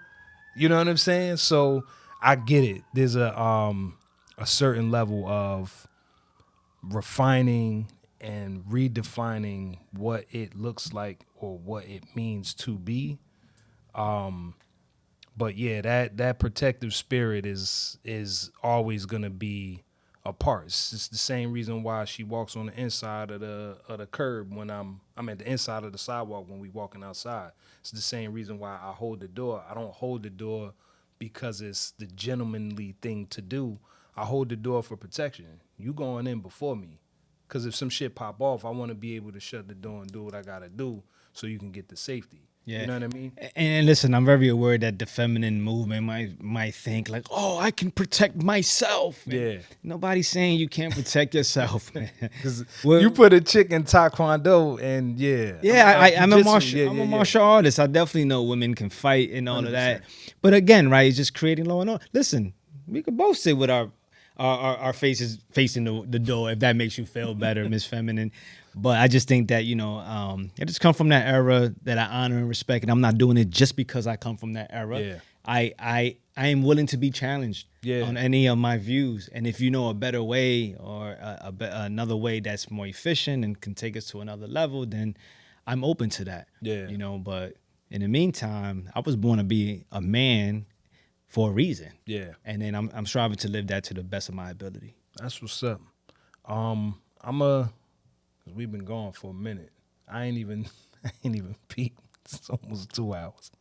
But that's what happens with good conversation. I'm not gonna hold you. I got a podcast too, so I get it. Yeah, and for only meeting each other one other time, I appreciate you pulling up. My pleasure, bro. I'm truly honored, King. Like I want you to know that I am very honored to receive the invite to even show up. Like I don't take that lightly. Yeah. I know we live in an era where everything's on camera and everything's recorded and people doing stuff for views and all of that. Yeah. But for me, the way I took it as like, wow, this man is inviting me to be in his space and thinks that I can bring some value to his space. And is willing to get to know me more and to challenge my views or even consider my views. Yeah. To me, that's a huge honor that I don't take lightly, and I appreciate you. I appreciate you, man, for real. Yeah. Hit everybody with your socials, where they can find you, whatever initiatives you got going on. Definitely plug the book again and all of that. But where can people find you? Before that, what final tidbit do you want to leave with the audience that you feel like is valuable? Yeah. Specifically for men or just in general? In general, whatever your heart, whatever your heart wants to speak. Okay, so I'm going to say these two things. One is going to be more specific to men, and one is going to be specific for the general population. For men, just want you to know that you're not alone. And I also want you to know that you are appreciated. You are honored, and I know that you've been through a lot in life. And it is my sincere wish for you that you find positive, beneficial outlets for you to deal with whatever it is that you're dealing with in life. That's first. The second thing is stay true to your purpose and however you define success. Because life can become a nightmare when you rear off the path that is inside of your heart and in your mind. Life is going to present challenges. Don't look at that as something negative. Look at that as it's there for a reason, for a purpose. And I'm going to tell you, as a man who's in his mid-40s, that reason and purpose is to make you better, is to evolve your mind and your heart and your capacity to grow and to expand and to bring more value. So I believe that is the best context to have towards challenges that you will face, especially when you're striving to be something in life. If you don't want to be nothing, you'll have baby challenges. But there's a challenge that comes with that. But when you're striving to be a supreme being, which is your natural nature, the challenges are going to come. But that's a part of the journey. And to the general population, I just want to say that Be the best version of yourself in all things that you do. We all have to share this space. We all have to share this planet. So let's find a way to respect each other, to love with each other. We don't have to agree, but to love each other in a way where we all can flourish and be the best version of ourselves. My name is True Khepra. That's True Khepra, Khepra. You can find me on Instagram at True Speaks Power. Also, Raw Success. That's Instagram. So I have a podcast of my own. My podcast you can also find on YouTube, Apple, Spotify. Raw Success Podcast, RAW Success Podcast. I wrote a book called The Power of Choice. And this is a personal development book, strategically written a certain way, from the words that I use, the quotes that I use, and even the size of the book. Everything was done with a purpose on purpose. And that purpose is to bring value to you and create the space for you to live a better life. People ask me, how long did it take to write this book? My immediate answer, and I know what they mean, but my immediate answer is all my life. Because I poured into insights that I've learned from living my life. It's not an autobiography, but it does have some personal stories, but also the personal development programs that I've attended. You know, I've spent thousands of dollars to attend programs to work on my mind and work on my well-being. I've read over 400 books based on psychology, culture, personal development, self-improvement, spirituality. So, and also living my life, which is the most important book, my own life. That's the most important book that I have read. And so just pouring into that book, all of the insights, not all, but some of the insights that I think would be great. It's a sort of a manual and a tool that you can use to formulate the success in your life. With that being said, I'm honored. I know one of the most important assets that you have is your time, and you took the time to be here with us, and I'm grateful. Reach out. Peace. Man, that was I knew inviting you on would be valuable to the platform just because of your journey, your story. Thank you. Hearing where you came from and where you are is almost a night and day difference. Appreciate that. And I didn't have the pleasure of knowing you back when you was on Goon Time, but something tells me that the core of who you are still existed even then. Indeed. So I appreciate the work that you put in to become who you are. Thank you. I appreciate the work that you're putting in to help people, to at least provide the space for people to come into a different knowing, a different vibration of who they are and what they're putting out. And I don't want to be the guy that gives you flowers like, yeah, I remember one time he was on the show, I'm giving you the flowers now. I appreciate what you're doing and what you stand for. I appreciate We need a lot more of us standing in the gap of the bullshit. It's a lot of bullshit. And there's a lot of dudes who's standing on the bullshit as if they're standing on business. And I think there's a better way to cultivate what men are out here striving to cultivate, which is recognition, which is some form of levity that again provides value to the people that we serve, not just to our immediate family, our kids, our spouses, but to the community at large. So I'm definitely going to tap into what you have going on. Appreciate I definitely want to buy a copy of the book. I got a cop, whatchamacallit book too. Rel. Shout out to the homie Rel. But yeah, this is the Grown Man Shift podcast.